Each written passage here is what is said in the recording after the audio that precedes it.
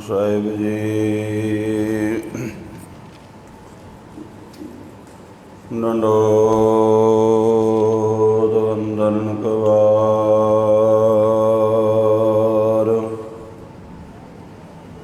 ਸਰਵ ਕਲਾ ਸਮਰੱਥ ਡੋਲਣ ਤੇ ਰਾਖੋ ਪ੍ਰਭੂ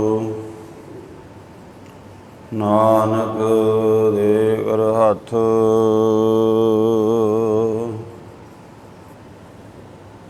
ਉਸਤਤ ਮਨ ਮੈਂ ਕਰ ਨਿਰੰਕਾਰ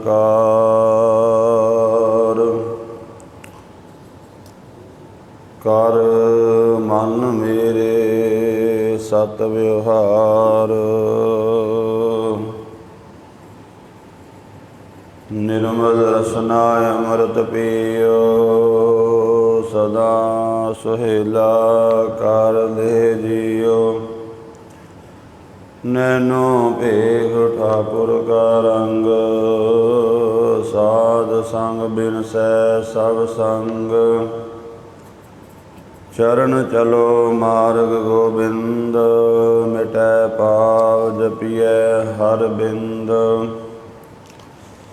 ਕਰ ਹਰ ਕਰਮ ਸ਼ਰਵਣ ਹਰ ਕਥਾ ਹਰ ਦਰਗਹਿ ਨਾਨਕ ਉਜਲ ਮੱਥਾ ਸਤਨਾਮ ਵਾਹਿਗੁਰੂ ਜੀ ਪੌੜੀ ਕੱਪੜ ਰੂ ਸੁਹਾਵਣਾ ਛੱਡ ਦੁਨੀਆ ਅੰਦਰ ਜਾਵਣਾ ਮੰਦਾ ਚੰਗਾ ਆਪਣਾ ਆਪੇ ਕੀਤਾ ਪਾਵਣਾ ਹੁਕਮ ਕੀਏ ਮਨ ਭਾਵਦੇ ਰਾਹ ਭੀੜੈ ਅੱਗੇ ਜਾਵਣਾ ਨੰਗਾ ਦੋਜਗ ਚਾਲਿਆ ਤਾ ਦਿਸੈ ਖਰਾ ਡਰਾਵਣਾ ਕਰ ਔਗਣ ਪਛੋਤਾਵਣਾ ਕਰ ਔਗਣ ਪਛੋਤਾਵਣਾ ਵਾਹਿਗੁਰੂ ਜੀ ਕਾ ਖਾਲਸਾ ਵਾਹਿਗੁਰੂ ਜੀ ਕੀ ਫਤਿਹ। ਪਰਮ ਸਤਿਕਾਰਯੋਗ ਗੁਰੂ ਰੂਪ ਗੁਰੂ ਖਾਲਸਾ ਸਾਧ ਸੰਗਤ ਜੀਓ, ਗੁਰੂ ਪਾਤਸ਼ਾਹ ਜੀ ਨੇ ਬਖਸ਼ਿਸ਼ ਕੀਤੀ ਹੈ, ਸਤ ਸੰਗਤ ਦਾ ਅਮੋਲਕ ਸਮਾਂ ਬਖਸ਼ਿਸ਼ ਕੀਤਾ ਹੈ। ਸਤਿਗੁਰੂ ਜੀ ਦੀ ਪਾਵਨ ਬਾਣੀ ਦੀ ਜੋ ਪਾਵਨ ਕਥਾ ਇਸ ਪਾਵਨ ਅਸਥਾਨ 'ਤੇ ਚੱਲ ਰਹੀ ਹੈ, ਤਿਸ ਦੇ ਤਹਿਤ ਆਸਾ ਕੀ ਵਾਰ ਦੀ 14ਵੀਂ ਪੌੜੀ ਦਾ ਪਾਠ ਆਪ ਜੀ ਨੇ ਸਰਵਣ ਕੀਤਾ ਹੈ। ਸਤਿਗੁਰੂ ਜੀ ਦੇ ਇਹ ਪਾਵਨ ਅੰਮ੍ਰਿਤ ਬਚਨ ਸ਼੍ਰੀ ਗੁਰੂ ਗ੍ਰੰਥ ਸਾਹਿਬ ਮਹਾਰਾਜ ਜੀ ਦੇ ਪਾਵਨ ਅੰਗ 470 ਔਰ 471 ਅੰਗ 'ਤੇ ਸੁਭਾਏਮਾਨ ਹਨ। ਇਹਨਾਂ ਪਾਵਨ ਅੰਮ੍ਰਿਤ ਬਚਨਾਂ ਦੇ ਵਿੱਚ ਧੰਨ ਗੁਰੂ ਨਾਨਕ ਦੇਵ ਜੀ ਮਹਾਰਾਜ ਸੱਚੇ ਪਾਤਸ਼ਾਹ ਜੀ ਜੋ ਪਾਵਨ ਉਪਦੇਸ਼ ਬਖਸ਼ਿਸ਼ ਕਰ ਰਹੇ ਹਨ। ਸੰਸਾਰ ਦੇ ਅੰਦਰ ਜਦੋਂ ਮਨੁੱਖ ਦੇ ਕੋਲ ਸੰਸਾਰਕ ਸ਼ਕਤੀ ਹੱਥ ਵਿੱਚ ਆਉਂਦੀ ਹੈ, ਸੰਸਾਰਕ ਬਲ ਪਾਵਰ ਇਹਦੇ ਹੱਥ ਵਿੱਚ ਆਉਂਦੀ ਹੈ, ਤਾਂ ਫਿਰ ਇਹ ਆਪਣੇ ਮਨ ਦੀਆਂ ਮਰਜ਼ੀਆਂ ਕਰਦਾ ਹੈ। ਉਸ ਸ਼ਕਤੀ ਦੇ ਨਾਲ ਚੰਗੇ ਕੰਮ ਵੀ ਕਰਦਾ ਹੈ, ਪਰ ਨਾਲ ਮਾੜੇ ਕੰਮ ਵੀ ਕਰਦਾ ਹੈ। ਤੇ ਸਾਹਿਬ ਸੱਚੇ ਪਾਤਸ਼ਾਹ ਜੀ ਸੁਚੇਤ ਕਰਦੇ ਹਨ, ਇਹ ਮਨੁੱਖ ਜਿਨ੍ਹਾਂ ਚੀਜ਼ਾਂ ਨੂੰ ਪਾ ਕੇ ਤੂੰ ਆਪਣੇ ਜੀਵਨ ਦੇ ਲਕਸ਼ ਨੂੰ ਭੁੱਲ ਗਿਆ ਅਤੇ ਮਨ ਮਰਜ਼ੀਆਂ ਕਰ ਰਿਹਾ, ਯਾਦ ਰੱਖ ਇੱਕ ਦਿਨ ਇਹ ਸਾਰਾ ਕੁਝ ਇੱਥੇ ਛੱਡ ਕੇ ਚਲਾ ਜਾਣਾ ਹੈ। ਪਾਤਸ਼ਾਹ ਜੀ ਕਹਿੰਦੇ ਉਸ ਵਾਹਿਗੁਰੂ ਦੀ ਦਰਗਾਹ ਦੇ ਵਿੱਚ ਫਿਰ ਜੀਵ ਨੂੰ ਨੰਗਾ ਕੀਤਾ ਜਾਂਦਾ ਹੈ। ਭਾਵ ਜਿਹੜੇ ਇਹਦੇ ਪਰਦੇ ਨੇ ਉਹ ਸਾਰੇ ਚੁੱਕ ਲਏ ਜਾਂਦੇ ਹਨ। ਜੋ ਕੁਝ ਇਹਨੇ ਕੀਤਾ ਹੈ ਉਹ ਇਹਦਾ ਸਾਹਮਣੇ ਇਹਦੇ ਨਸ਼ਰ ਹੋ ਜਾਂਦਾ ਹੈ। ਉਸ ਕਰਕੇ ਜੀਵ ਨੂੰ ਫਿਰ ਭਾਰੀ ਸਜ਼ਾ ਪ੍ਰਾਪਤ ਹੁੰਦੀ ਹੈ। ਫਿਰ ਜੀਵ ਜਿਹੜੇ ਔਗਣ ਕੀਤੇ ਸਨ ਉਹਨਾਂ ਨੂੰ ਯਾਦ ਕਰ ਕਰਕੇ ਪਛਤਾਉਂਦਾ ਹੈ। ਇਸ ਪਾਵਨ ਪੌੜੀ ਦੇ ਨਾਲ ਜੋ 2 ਸ਼ਲੋਕ ਆਏ ਨੇ ਉਹਨਾਂ ਦੇ ਵਿੱਚ ਸਤਿਗੁਰੂ ਜੀ ਨੇ ਇਸੇ ਕਰਕੇ ਮਨੁੱਖ ਨੂੰ ਸੁਚੇਤ ਕੀਤਾ ਵੀ ਤੂੰ ਪਖੰਡ ਛੱਡ ਕੇ, ਕਰਮ ਕਾਂਡ ਛੱਡ ਕੇ ਉਸ ਅਕਾਲ ਪੁਰਖ ਵਾਹਿਗੁਰੂ ਦੀ ਬੰਦਗੀ ਕਰ। ਪਰ ਉਹ ਬੰਦਗੀ ਵਾਹਿਗੁਰੂ ਦੀ ਕਿਵੇਂ ਹੋਵੇਗੀ? ਕਹੋ ਨਾਨਕ ਨਿਹਚੋ ਧਿਆਈਐ, ਕਹੋ ਨਾਨਕ ਨਿਹਚੋ ਧਿਆਵੈ, ਵਿਣ ਸਤਿਗੁਰ ਵਾਟ ਨਾ ਪਾਵੈ। ਕਿ ਪੂਰੇ ਨਿਸ਼ਚੇ ਦੇ ਨਾਲ ਉਸ ਵਾਹਿਗੁਰੂ ਨੂੰ ਧਿਆਨਾ ਕਰ ਕਿ ਉਹ ਵਾਹਿਗੁਰੂ ਹਰ ਇੱਕ ਥਾਂ 'ਤੇ ਹੈ, ਹਰ ਇੱਕ ਸਮੇਂ ਦੇ ਵਿੱਚ ਹੈ, ਸਾਰਾ ਕੁਝ ਵੇਖ ਰਿਹਾ ਹੈ, ਮੇਰੇ ਨਾਲ ਹੈ। ਪੂਰੇ ਯਕੀਨ, ਪੂਰੇ ਵਿਸ਼ਵਾਸ ਦੇ ਨਾਲ ਉਹਨੂੰ ਧਿਆਉਣਾ ਕਰ। ਮਹਾਰਾਜ ਸੱਚੇ ਪਾਤਸ਼ਾਹ ਜੀ ਕਹਿੰਦੇ ਜਿਹੜਾ ਭਗਤੀ ਦਾ ਇਹ ਮਾਰਗ ਹੈ, ਇਹ ਸੱਚੇ ਸਤਿਗੁਰੂ ਤੋਂ ਬਿਨਾਂ ਭਗਤੀ ਦਾ ਰਸਤਾ ਦਿਖਾਈ ਨਹੀਂ ਦਿੰਦਾ। ਵਿਣ ਸਤਿਗੁਰ ਵਾਟ ਨਾ ਪਾਵੈ। ਜੇਕਰ ਤੂੰ ਵਾਹਿਗੁਰੂ ਦੀ ਭਗਤੀ ਕਰਨੀ ਹੈ ਤਾਂ ਗੁਰੂ ਦੀ ਸ਼ਰਨ ਦੇ ਵਿੱਚ ਆਉਣਾ ਕਰ। ਗੁਰੂ ਪਾਤਸ਼ਾਹ ਸਾਨੂੰ ਰਸਤਾ ਦੱਸਦੇ ਨੇ, ਭਗਤੀ ਦਾ ਮਾਰਗ ਦੱਸਦੇ ਨੇ ਕਿ ਭਗਤੀ ਕਿਵੇਂ ਕਰਨੀ ਹੈ। ਔਰ ਮਾਰਗ ਕੀ ਹੈ? ਸ਼ਬਦ। ਸ਼ਬਦ ਹੀ ਰਸਤਾ ਹੈ ਜੋ ਸਾਨੂੰ ਰੱਬ ਤੱਕ ਲੈ ਕੇ ਜਾਵੇਗਾ।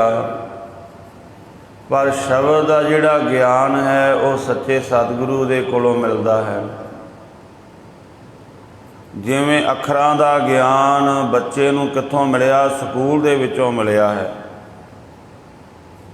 ਜੇਕਰ ਬੱਚਾ 2-4 ਕਲਾਸਾਂ ਪੜ੍ਹ ਕੇ ਫਿਰ ਵੀ ਨਾ ਪੜ੍ਹੇ, ਹੋਰ ਕਿਤਾਬਾਂ ਆਪਣੇ ਘਰ ਵਿੱਚ ਲਿਆ ਕੇ ਰੱਖ ਲਵੇ, ਭਾਵੇਂ ਇਹਨੂੰ ਥੋੜ੍ਹਾ ਬਹੁਤਾ ਪੜ੍ਹਨਾ ਆ ਗਿਆ ਹੈ, ਪਰ ਉਹ ਜਿਹੜੀਆਂ ਵੱਡੀਆਂ ਕਲਾਸਾਂ ਦੀਆਂ ਕਿਤਾਬਾਂ ਨੇ ਉਹ ਵੀ ਪੜ੍ਹਨ ਵਾਸਤੇ ਇਹਨੂੰ ਟੀਚਰ ਦੀ ਲੋੜ ਹੈ, ਅਧਿਆਪਕ ਦੀ ਲੋੜ ਹੈ।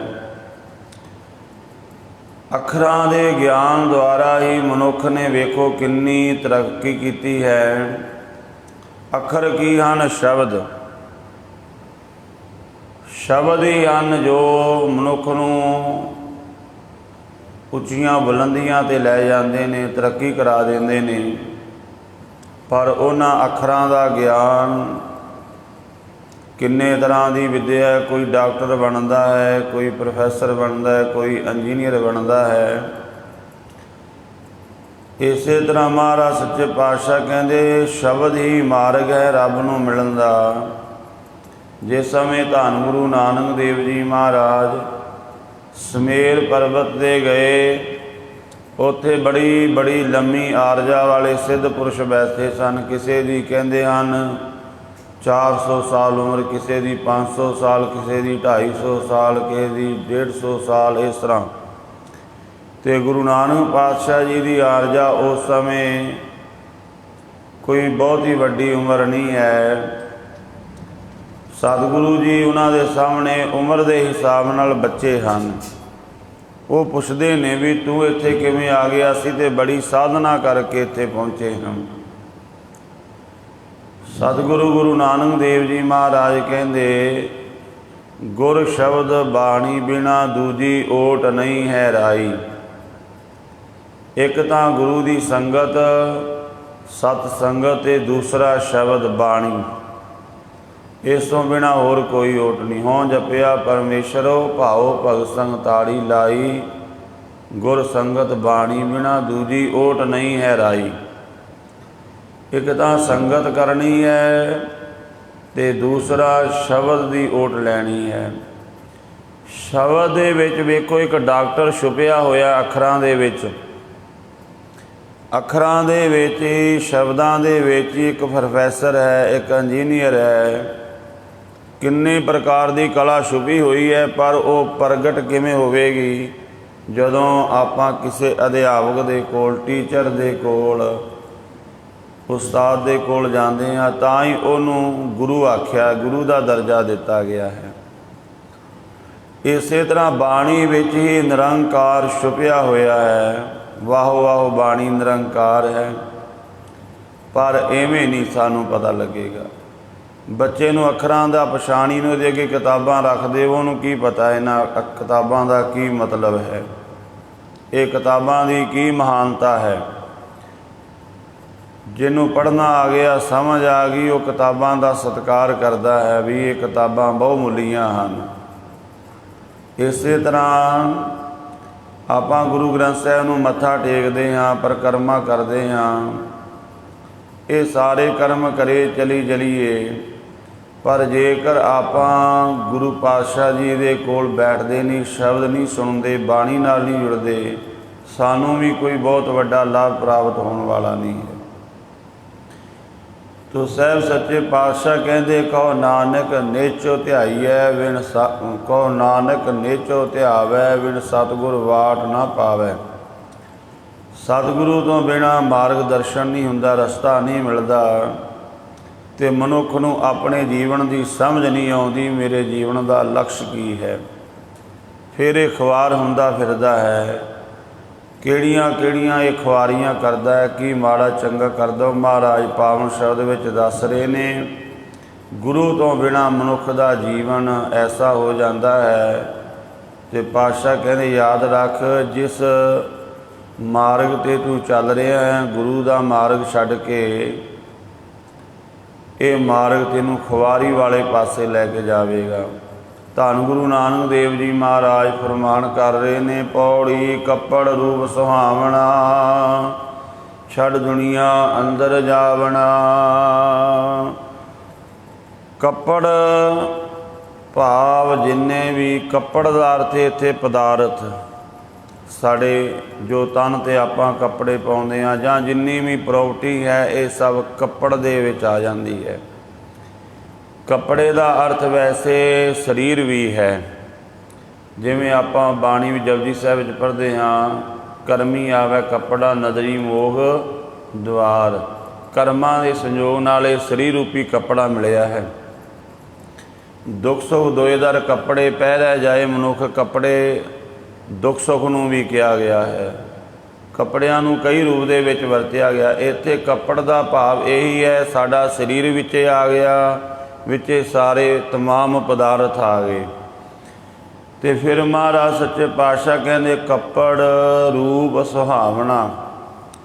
ਜਿਹੜਾ ਤੈਨੂੰ ਰੂਪ ਮਿਲਿਆ ਹੈ, ਜਿਹੜਾ ਬੜਾ ਸੋਹਣਾ ਲੱਗਦਾ ਹੈ ਸਾਰਿਆਂ ਨੂੰ, ਮਨੁੱਖ ਨੂੰ ਆਪਣਾ ਚਿਹਰਾ ਸਾਰਿਆਂ ਨੂੰ ਸੁੰਦਰ ਲੱਗਦਾ ਹੈ, ਔਰ ਮਨੁੱਖ ਆਪਣੇ ਚਿਹਰੇ ਨੂੰ ਵਾਰ-ਵਾਰ ਸ਼ੀਸ਼ੇ ਦੇ ਵਿੱਚ ਵੇਖਦਾ ਹੈ, ਬੜਾ ਸੋਹਣਾ ਲੱਗਦਾ ਹੈ।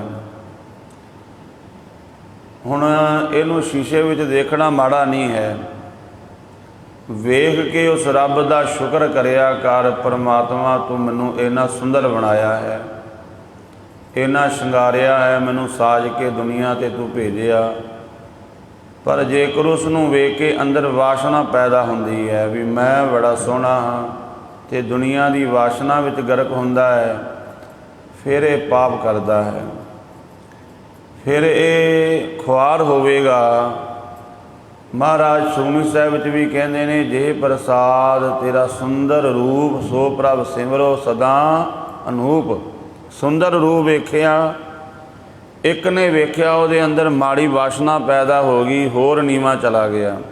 ਪਰ ਇੱਕ ਨੇ ਵੇਖਿਆ ਆਪਣੇ ਚਿਹਰੇ ਨੂੰ ਅਤੇ ਹੱਥ ਜੁੜ ਗਏ, ਪਰਮਾਤਮਾ ਜੇ ਤੂੰ ਕਰੂਪ ਬਣਾ ਦਿੰਦਾ ਤੇਰਾ ਕੀ ਵਿਗਾੜ ਲੈਣਾ ਸੀ, ਤੇਰਾ ਧੰਨਵਾਦ, ਤੂੰ ਕਿਰਪਾ ਕੀਤੀ ਹੈ, ਤੂੰ ਇਹ ਬਖਸ਼ਿਸ਼ ਕੀਤੀ। ਤਾਂ ਹੀ ਤੇ ਗੁਰੂ ਅਰਜਨ ਦੇਵ ਜੀ ਮਹਾਰਾਜ ਸ੍ਰੀ ਸੁਖਮਨੀ ਸਾਹਿਬ ਵਿੱਚ ਹੀ ਬਚਨ ਕਰਦੇ ਨੇ, ਨਿਰਗੁਣ ਯਾਰ ਆਨਿਆ ਸੋ ਪ੍ਰਭ ਸਦਾ ਸੰਭਾਲ, ਜਿਨ ਕੀਆ ਤੇ ਚੀਤ ਰਖ ਨਾਨਕ ਨਿਵੀ ਨਾਲ। ਅਸ਼ਟਪਦੀ ਰਮਈਆ ਕੇ ਗੁਣ ਚੇਤ ਪ੍ਰਾਨੀ, ਕਵਨ ਮੂਲ ਤੇ ਕਵਨ ਦ੍ਰਿਸ਼ਟਾਨੀ।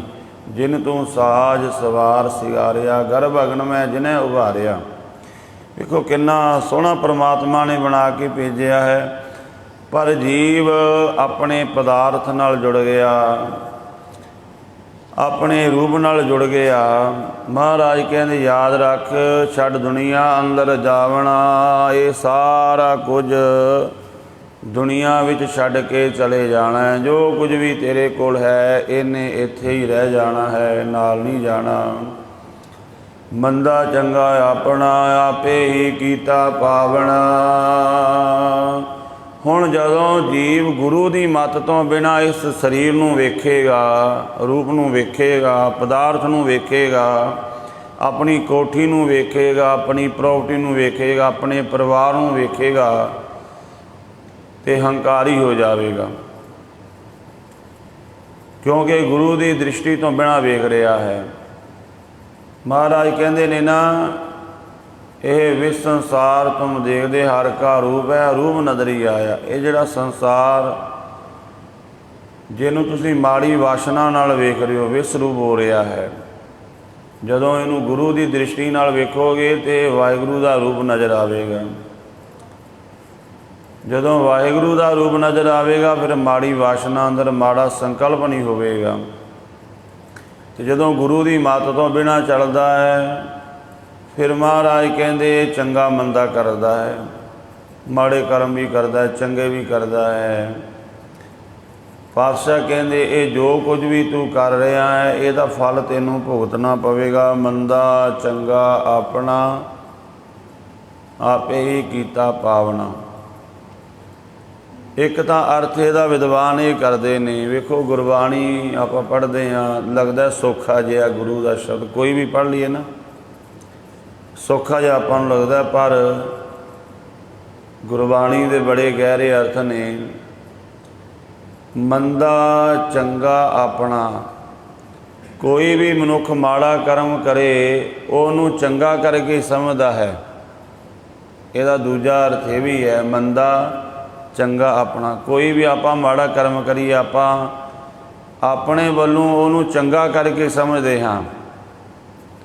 चोर चोरी करेगा उन्होंने माड़ा थोड़ा आखेगा। कोई किसी के अंदर माड़ी वासना नाल दुनिया नूं वेख रहा है उन्होंने माड़ा थोड़ा आखेगा, है तो वह मंदा। एक बादशाह बादशाही गद्दी ते बैठा होया पाप कर रहा है, पर उन्होंने जाके पुछो कहेगा नहीं मैं तो भला कर रहा हाँ। जिमें अज साडे मुल्क का बादशाह कर रहा है, वो कहते भी असी किसानों का भला करना चाहते हैं, जद कि वो कहते असी कराना ही नहीं है, कहते नहीं असी करना धक्के नाल। है तो वो माड़ा, पर वो बादशाह नूं तुसीं उन्हां दी सारी पार्टी नूं पुछो, कहते नहीं ये तो बहुत चंगा कानून है किसानों वास्ते। है वो मंदा, अपने वालों उन्होंने चंगा आख्या जा रहा है। मंदा चंगा अपना, अपने वालों तो चंगा ही कह रहे हैं। महाराज कहते आपे ही कीता पावना, ਇਹਦਾ फल फिर तेनों मिलेगा। समा आउंदा हर एक चीज़ का ਉਹਦਾ फल। जिमें कोई आपां बूटा लाते हैं ना, हुण आपां झोना लग रहा है, ये छेती तैयार हो जाना, 2-3-4 महीनों में तैयार हो जाएगा। कणक इस तरह भी छेती तैयार हो जाती है, पर अंब का बूटा लाया उन्होंने फल बहुत देर बाद लगता है। होर जिन्ने भी आपां बूटे लाते हाँ, एक फुल्लां दी वेल हुंदी दोपहर खड़ी उन्होंने कहते ला दो छेती उन्होंने फुल लग जाते हैं। कई बीज ऐसे ने उन्होंने बीजो छेती फल मिल जाता है, कई ऐसे होंदे ने समा लगता है, पर समय नाल फल हर एक दा ही मिलता है। भावें वो चंगा है भावें वो माड़ा है, वो जिस तरह का कर्म है उसका फल मिलेगा। ऐसा ना समझो भी जिहड़ी हुकूमत इस तरह दुनिया ते जबर जुल्म कर रही है इनू फल नहीं मिलेगा, मिलता है। पातशाह कहते हुक्म किए मन भाव देरा भीड़ै अगे जावना। जदों हुकूमत आई हथ में शक्ति आई, किसी भी तरह की मनुख पिंड का चौधरी बन जाए तो अपना मन भांदा हुक्म करन लग जाता है। किसी पासे भी इनू थोड़ी जी हवा मिल जाए, शक्ति मिल जाए माया की, तो हुक्म चलान लग जाता भी मैं तो हुण जथेदार बन गया, मेरे वर्गा होर कौन है।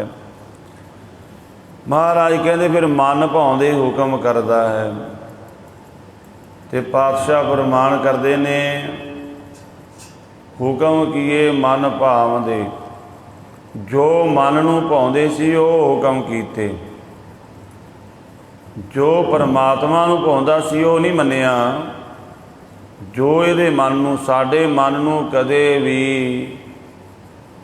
चंगी गल नहीं भाउंदी, मन माड़े पासे जांदा है। मन बच्चे की तरह है, वो जिवें बच्चा वो सारा दिन उन्होंने छड़ देवो, वो खेडां विच मशरूफ रहेगा, उन्होंने पढ़ाई का कोई ध्यान नहीं रहेगा, कुछ भी चंगा नहीं, उन्होंने घर बहना ही चंगा नहीं लगेगा। इस तरह साडे मन नूं भी भगती करनी ये चंगी नहीं लगती, बाणी पढ़नी, अमृत वेले उठना। हाँ, इनू नाटक चेटक सारा दिन ही विखाई जाओ। कहता थोड़ा जिहा वेख लिया, जूं बैठता है समा लंघ जाता है, कई घंटे लंघ जाते हैं। पर जे संगत विच बैठे तो वेखदा भी समा समाप्ति कदों होनी है, ध्यान मन का इधर रहिंदा है। जदों मन संसार दीयां खेडां वेखदा है, समय नूं वेखदा ही नहीं भी समा कितना लंघ गया है। शुरुआत इत्थों दी भी चल 2-4 मिनट वेख लीए, पता नहीं फिर कितना समा लंघ जाता है। पर जे बाणी पढ़नी आपां बैठ जाइए, इन्ना टाइम हो गया बैठिया नूं, पाठ करदियां नूं। अच्छा, एक देखो आपां पाठ करते हैं, कोई 2 घंटे 4 घंटे पाठ करे, वो फिर दसदा है भी मैं इन्ना टाइम पाठ करदा, सिमरन करदा हाँ। अपने विचों किसी ने अज तक दसिया भी मैं अज 4 घंटे टीवी वेखिया, मैं रोज़ 4 घंटे टीवी वेखदा हाँ, 4-5 घंटे नाटक वेखदा हाँ, सवेरे उठदे ही वेखण लग जांदा। किते परिवार विच जाके, रिश्तेदारां विच जाके किते दावा कीता नहीं, वो चीज़ नहीं कदे दसांगे, उगण है। पर जे आपां बाणी पढ़ीए, सेवा करिए, संगत करिए, फिर ये दसांगे। एक वारी नहीं, कई बार दसांगे। सानू ऐसे कई मिल जाते हैं, वो कई जिदों तक जिथे जिथे ड्यूटी की वो जिन्हें कोई सेवा योगदान पाया होंदा ना, जदों तक असी ड्यूटी करनी उत्थे वो दसी आते हैं गुरुद्वारा असी बनाया सी। हाँ, मर के तो जान छुट गई वो गल, फिर तो गल वखरी है। वरना वो साल 2 साल बाद कहते नहीं ये गुरुद्वारा असी बनाया सी, कोई गल चल गई, उन्होंने कहना असी ये बनाया सी, असी इत्थे जड़ लाई सी, ये असी कीता सी। दास ने जिथे जिथे भी तकरीबन ड्यूटी की इस तरह के मिल जाते हैं शरीर, उदों तक गल नहीं छड्डदे जदों तक उन्हां नाल संबंध नहीं टुटदा। ऐसा कोई जीव चंगा कर्म कर ले वो नहीं छड्डदा है, वो उन्हें तक ही छड्डना। अगों उहदे पुत्त पोतरे भी कहंदे ने ये गुरुद्वारा साडा बापू बना गया है, पुत्तर भी कहंदा होगा, पोता भी कहंदा भी ये गुरुद्वारा साडे बापू ने बनाया सी। चंगा कर्म कीता पर उहदी होमै कित्थों तक चली गई है। माड़ा कर्म नहीं कोई दसेगा साडे बापू ने यह भी कीता सी। तो साहब सच्चे पातशाह कहंदे जदों शक्ति आई, पदार्थ आया, फिर मन भाउंदे हुक्म कीते। पर पातशाह जी कहंदे राह भीड़ है, अगे जावना, याद रख तू अपना अगला राह भीड़ा कर रहा है। ऐसा नहीं भी कोई अगे राह भीड़ा है। भीड़े राह का भाव की है, अज कोई मनुखे नूं सीधा जिहा समझ लीए आपां, वो अपने समय की कदर नहीं कर रहा, पैसे की कदर नहीं कर रहा, किसी भी गल की कदर नहीं कर रहा। जदों बजुर्ग होवेगा फिर रोवेगा, ना पैसा संभालिया, ना प्रॉपर्टी संभाली, ना अपने आप नूं संभालिया, फिर रोंदा है। जदों हत्थ पल्ले कुछ नहीं रह जाता, फिर याद करके उन्होंने कहंदे ने राह भीड़ा कर लिया, अपने आप नूं आप ही जिहड़ा है जंजीरां विच बन्ह लिया। तो महाराज सच्चे पातशाह जी कहंदे तू अपना अगला राह भीड़े दा अर्थ दुखदायक बड़ा औखा कर लेना। भीड़ा भाव जिथों औखा लंघिया जावे। नंगा दोजग चालिया ता दिसै खरा डरावना। फिर इनू नशर करके दे सारे औगण, नंगे का भाव है नशर कर देना। आपां कहंदे ने भी ये बंदा नंगा हो गया है, भाव ये सारे पड़दे चके गए ने। उत्थे फिर दोजकां दे विच, नरकां दे विच भेजिया जांदा है। ਤਾਂ ਮਹਾਰਾਜ ਕਹਿੰਦੇ ਤਾਂ ਦਿਸੈ ਖਰਾ ਡਰਾਵਣਾ। ਉੱਥੇ ਫਿਰ ਆਪਣਾ ਰੂਪ ਇਹਨੂੰ ਬੜਾ ਡਰਾਵਣਾ ਦਿਸਦਾ ਹੈ। ਆਪਣਾ ਆਪ ਪਤਾ ਲੱਗ ਜਾਂਦਾ ਵੀ ਮੈਂ ਕੀ ਚੀਜ਼ ਹਾਂ। ਕਰ ਔਗਣ ਪਛੋਤਾਵਣਾ। ਔਗਣ ਕਰਕੇ ਫਿਰ ਇਹ ਜੀਵ ਬੜਾ ਪਛਤਾਵ ਕਰਦਾ ਹੈ। ਪਰ ਜਦੋਂ ਸਮਾਂ ਲੰਘ ਜਾਵੇ ਉਦੋਂ ਫਿਰ ਪਛਤਾਏ ਹੋਏ ਦਾ ਵੀ ਕੋਈ ਲਾਭ ਨਹੀਂ ਹੁੰਦਾ। ਪਛਤਾਵ ਕਰਨਾ ਤੇ ਹੁਣ ਕਰਕੇ ਵਾਹਿਗੁਰੂ ਦਾ ਨਾਮ ਜਪ ਲੈ ਤਾਂ ਜੋ ਜੀਵਨ ਸਫਲ ਹੋ ਜਾਵੇ। ਬਾਅਦ ਵਿੱਚ ਪਛਤਾਇਆ ਹੋਇਆ ਕੁਝ ਨਹੀਂ ਹੋਵੇਗਾ। ਜਿਵੇਂ ਸਿਆਣੇ ਕਹਿੰਦੇ ਨੇ ਨਾ, ਅਬ ਪਛਤਾਏ ਕਿਆ ਹੋਤ ਹੈ ਜਬ ਚਿੜੀਆ ਚੋਗੀ ਖੇਤ। ਬੀਜ ਬੀਜਿਆ ਸੀ ਖੇਤਾਂ ਵਿੱਚ, ਗਿਆ ਹੀ ਨਹੀਂ ਗੇੜਾ ਮਾਰਨ। ਜਦੋਂ ਖੇਤ ਲੋਕ ਆ ਕੇ ਕਹਿੰਦੇ ਰਹੇ ਵੀ ਤੇਰੇ ਖੇਤ ਨੂੰ ਚਿੜੀਆਂ ਪੈਂਦੀਆਂ ਨੇ, ਜਾਨਵਰ ਪੈਂਦੇ ਨੇ, ਜਾ ਕੇ ਰਾਖੀ ਕਰ। ਅਵੇਸਲਾ ਹੋਇਆ ਰਿਹਾ, ਗਿਆ ਹੀ ਨਹੀਂ। ਪਰ ਜਦੋਂ ਖੇਤ ਚੁਗਿਆ ਗਿਆ, ਫਿਰ ਮੱਥੇ 'ਤੇ ਹੱਥ ਮਾਰ ਕੇ ਰੋਂਦਾ। ਪਰ ਹੁਣ ਸਮਾਂ ਲੰਘ ਚੁੱਕਾ ਸੀ। ਇਸੇ ਤਰ੍ਹਾਂ ਗੁਰੂ ਪਾਤਸ਼ਾਹ ਸਾਨੂੰ ਸੁਚੇਤ ਕਰਦੇ ਨੇ, ਭਾਈ ਨਾਮ ਜਪ ਲੈ, ਬਾਣੀ ਪੜ੍ਹ ਲੈ, ਸਿਮਰਨ ਕਰ ਲੈ। ਕਹਿੰਦਾ ਕੋਈ ਗੱਲ ਨਹੀਂ, ਅਜੇ ਬੜਾ ਸਮਾਂ ਹੈ। ਪਰ ਜਦੋਂ ਸਮਾਂ ਲੰਘ ਗਿਆ, ਵਿਕਾਰਾਂ ਨੇ ਸਰੀਰ ਰੂਪੀ ਖੇਤ ਨੂੰ ਚੁਗ ਲਿਆ, ਇਹਦੇ ਵੇਲੇ ਕੁਝ ਨਾ ਰਿਹਾ, ਫਿਰ ਪਛਤਾਉਣਾ ਪੈ ਜਾਂਦਾ। ਸਤਿਗੁਰੂ ਮੈਂ ਰਾਮਤ ਕਰਨ, ਸਤਿਗੁਰੂ ਦੇ ਅੰਮ੍ਰਿਤ ਬਚਨਾਂ ਨੂੰ ਕਮਾ ਸਕੀਏ। ਹੋਈਆਂ ਭੁੱਲਾਂ ਦੀ ਖਿਮਾ। ਵਾਹਿਗੁਰੂ ਜੀ ਕਾ ਖਾਲਸਾ, ਵਾਹਿਗੁਰੂ ਜੀ ਕੀ ਫਤਿਹ।